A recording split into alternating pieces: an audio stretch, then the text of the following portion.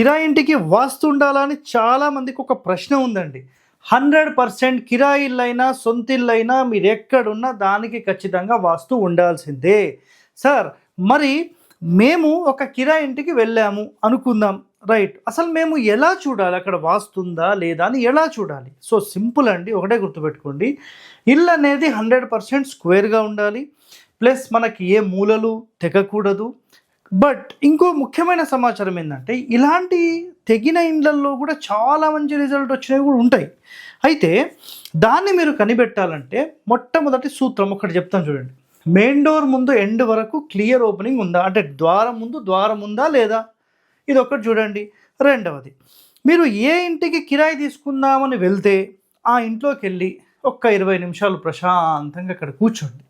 ఒక 20 నిమిషాలు, అరగంట కూర్చోండి.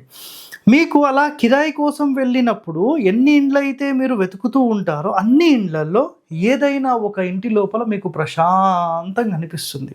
అంటే ఆ ఇల్లు మీకు మ్యాచ్ అయింది అని. సో దానితో పాటుగా ఇంకా చిన్న చిన్న దోషాల గురించి మనం ఎన్నో చెప్తుంటాం కదా. సో అలాంటి దోషాలకు రెమెడీస్ కూడా మనం ఎన్నో చెప్పాం.